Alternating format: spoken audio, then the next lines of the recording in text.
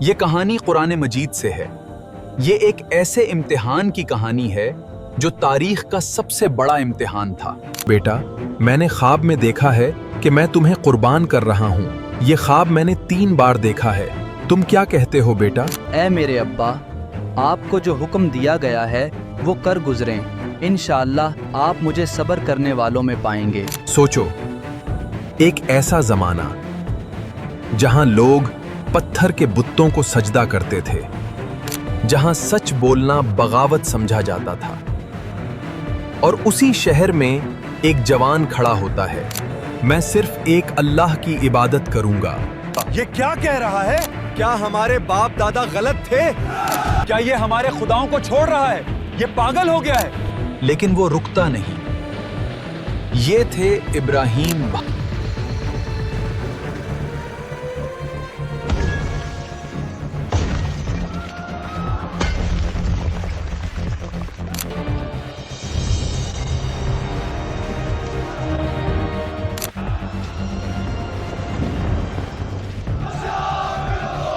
دیکھتے ہیں اس کا راگ میں پھینک دو، دیکھتے ہیں اس کا رب اسے کیسے بچاتا ہے۔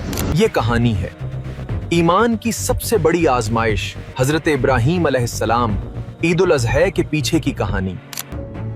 یہ سارا قصہ کیا ہے، آئیے سمجھتے ہیں۔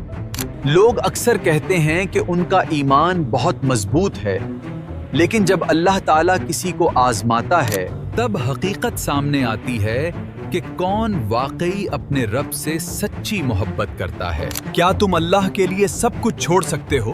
کیا تم وہ بھی قربان کر سکتے ہو جو تمہیں سب سے زیادہ عزیز ہو؟ یہی سوال اس کہانی کے مرکز میں ہے۔ یہ کہانی ہے حضرت ابراہیم علیہ السلام اور حضرت اسماعیل علیہ السلام کی، اور یہی وہ واقعہ ہے جس نے ہمیں عید الاضحیٰ کی اصل روح عطا کی۔ یہ سب ایک ایسے دور میں شروع ہوا جب دنیا شرک میں ڈوبی ہوئی تھی۔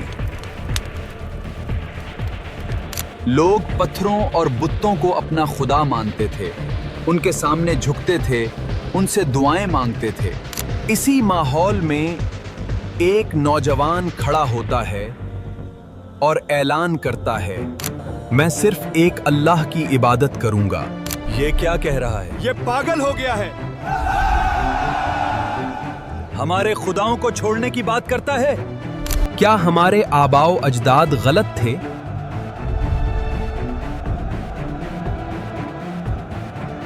لیکن وہ نوجوان ڈرتا نہیں، رکتا نہیں، پیچھے نہیں ہٹتا۔ یہ حضرت ابراہیم علیہ السلام تھے۔ انہوں نے نہ صرف بتوں کو توچا بلکہ لوگوں کے عقائد کو بھی چیلنج کیا۔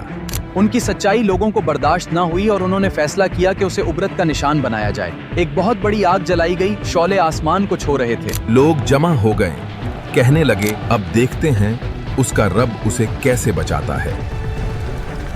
پھر حضرت ابراہیم علیہ السلام کو اس آگ میں پھینک دیا گیا، لیکن اس لمحے اللہ کا حکم آیا، اے آگ، ٹھنڈی ہو جا اور سلامتی والی بن جا۔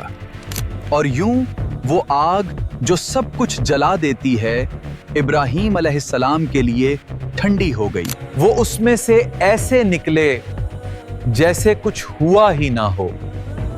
اس کے بعد حضرت ابراہیم علیہ السلام نے اللہ کے حکم پر ہجرت کی، اپنا وطن چھوڑ دیا، سب کچھ پیچھے چھوڑ دیا۔ وہ تنہا ہو گئے، مگر ان کا ایمان مضبوط رہا۔ وقت گزرتا گیا اور بڑھاپے میں اللہ تعالیٰ نے انہیں ایک بیٹا عطا فرمایا، حضرت اسماعیل علیہ السلام۔ یہ وہ بیٹا تھا جس کے لیے انہوں نے برسوں دعا کی تھی۔ اب ان کی زندگی میں خوشی آئی، محبت آئی، سکون آیا۔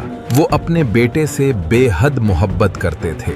لیکن اللہ تعالیٰ اپنے بندوں کو ایسے ہی نہیں چھوڑتا، وہ ان کا امتحان لیتا ہے۔ ایک رات حضرت ابراہیم علیہ السلام نے خواب دیکھا کہ وہ اپنے بیٹے کو اللہ کے راستے میں قربان کر رہے ہیں۔ وہ چونک کر اٹھے، سوچنے لگے کہ یہ کیا تھا، لیکن پھر وہی خواب دوبارہ آیا، اور پھر تیسری بار بھی۔ اب انہیں یقین ہو گیا کہ یہ کوئی عام خواب نہیں بلکہ اللہ کا حکم ہے۔ ایک باپ کے لیے اس سے بڑا امتحان کیا ہو سکتا ہے کہ وہ اپنے ہی بیٹے کو اپنے ہاتھوں سے قربان کرے۔ लेकिन हजरत इब्राहीम अलैहिस्सलाम ने अल्लाह के हुक्म को सबसे मुकद्दम रखना। वो अपने बेटे के पास गए और नरमी से कहा, बेटा, मैंने ख्वाब में देखा है कि मैं तुम्हें कुर्बान कर रहा हूँ। ये ख्वाब मैंने 3 बार देखा है, तुम क्या कहते हो बेटा? यहाँ इस कहानी का सबसे हैरान कुन पहलू सामने आता है। एक कम उम्र बेटा जिसे जिंदगी की खुशियां अभी देखनी थी, वो अपने बाप से कहता है, ऐ मेरे अब्बा, आपको जो हुक्म दिया गया है वो कर गुजरें। इंशाअल्लाह आप मुझे सब्र करने वालों में पाएंगे। ये अल्फाज सिर्फ अल्फाज नहीं थे, ये ईमान की बुलंद तरील मिसाल थी। फिर वो लम्हा आया जब बाप और बेटा दोनों अल्लाह के हुक्म के सामने झुक गए। एक सुनसान वादी में, खामोशी के आलम में, हजरत इब्राहीम अलैहिस्सलाम ने अपने बेटे को लटाया, अपनी आंखों पर पट्टी बांधी ताकि मोहब्बत आड़े ना आए, और छुरी चलाने लगे। लेकिन अल्लाह ताला को उनका जज्बा देखना था, उनका इरादा देखना था, ना कि उनके बेटे की जान लेना। उसी लम्हे आसमान से आवाज आई, ऐ इब्राहिम, तुमने अपना ख्वाब सच कर दिखाया। बेशक हम नेकूकारों को इसी तरह जजा देते हैं। और फिर हजरत इस्माइल अलैहिस्सलाम की जगह एक दुम्बा भेज दिया गया जिसे कुर्बान किया गया। यूं अल्लाह ताला ने यह साबित कर दिया कि वो अपने बंदों की नीयत और इखलास को देखता है, ना कि सिर्फ अमल को। नबी करीम अता ने फरमाया, ये तुम्हारे बाप इब्राहिम की सुन्नत है। और एक और हदीस में फरमाया कि कुर्बानी के दिन अल्लाह के नज़दीक सबसे पसंदीदा अमल कुर्बानी करना है। ये हमें याद दिलाता है कि कुर्बानी सिर्फ एक रस्म नहीं, बल्कि एक गहरा रूहानी पैगाम है। आज हम ईद उल अज़हिया मनाते हैं, जानवर कुर्बान करते हैं, गोश्त तकसीम करते हैं, लेकिन हमें खुद से ये सवाल करना चाहिए, क्या हम वाकई इस कुर्बानी के पैगाम को समझते हैं? क्या हम अपनी ख्वाहिशात को अल्लाह के लिए कुर्बान करते हैं? क्या हम अपनी गलत आदतें छोड़ते हैं? क्या हम अपनी आना, अपनी जिद, अपनी नफरत को कुर्बान करते हैं? क्योंकि हकीकत ये है कि अल्लाह ताला को ना हमारा गोश्त पहुंचता है और ना खून, बल्कि उसे हमारा तक़वी पहुंचता है।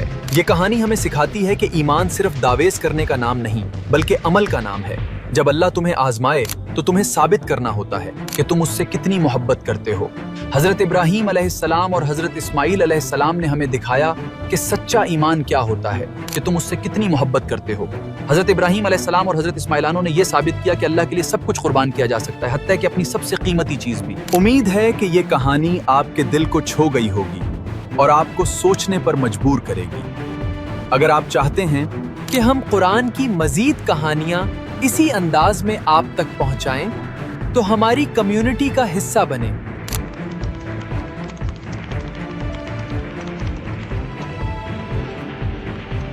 हम एक छोटी सी टीम है, लेकिन आपकी हिमायत हमें मजीद बेहतर काम करने का हौसला देती है। शायद एक दिन हम पूरे कुरान की कहानियां इसी अंदाज में आप तक पहुंचा सकें। तब तक के लिए अल्लाह ताला हमें अपने ईमान के इम्तिहान में कामयाब करे। जज़ाकल्लाह खैर। अस्सलामु अलैकुम।